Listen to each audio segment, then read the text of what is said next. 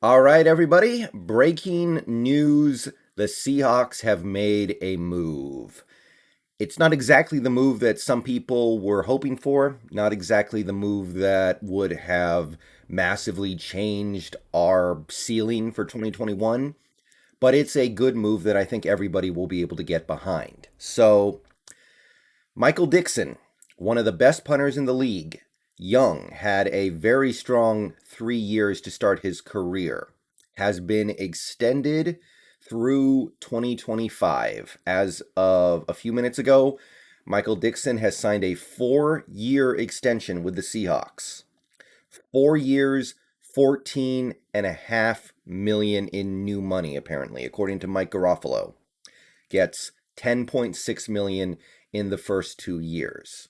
So, I spoke about Dickson being an impending free agent in previous videos, and I said it was very likely that we would re sign him.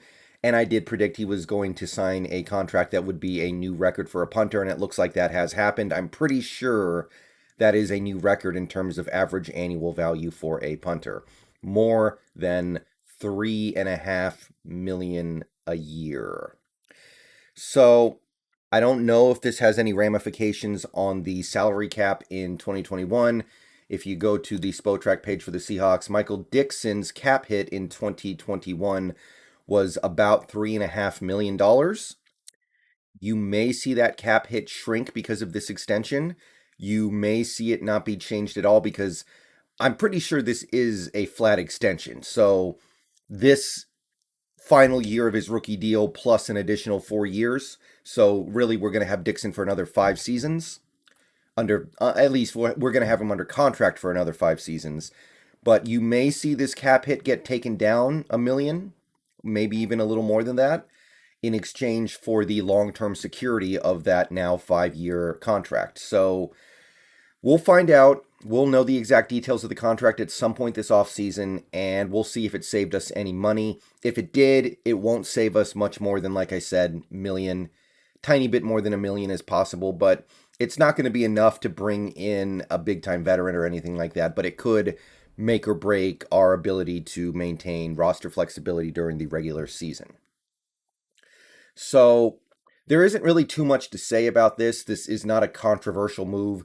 This is not a move that I expect anybody to be upset about. This is not a move that I expect people to be debating over. Dickson had a great year in 2020. He had a great rookie year. I think 2019 was not his best, the best version of himself.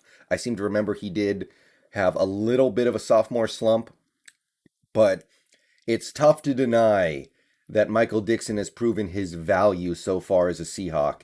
And look, it's a lot of money for a punter. There's no doubt about it. Like I said, this is a record for a punter. More than 3.5 million a year. I'm pretty sure that sets a new standard, but he's a very good punter, and we know that punters can play well into their 40s. We've seen it before. So having him under contract for another 5 years, having him under contract through age 30, that's nothing to be concerned about. There's no reason to believe that age is going to be a problem for him anytime during this contract, and probably for years and years after this contract is up.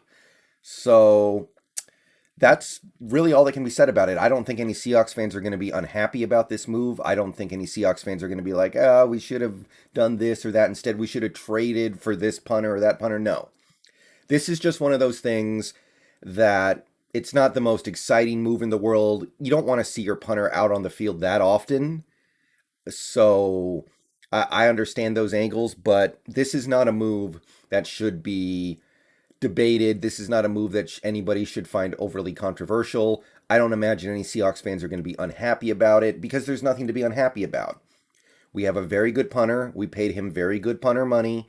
Probably by this time next year, another punter will have broken the record and signed a contract worth about $4 million a year, and this contract will look completely normal. So we're going to see what the cap hit is for 2021. That is a little bit interesting, but other than that, it's a pretty slam dunk home run move, I think. So I'll see you guys later. We'll see what else happens, but this is what we'll have to pass for breaking news right now. Been a really slow early June, hasn't it? All right, go Hawks. See you guys later in stream. And yeah, Michael Dickson, 4 more years.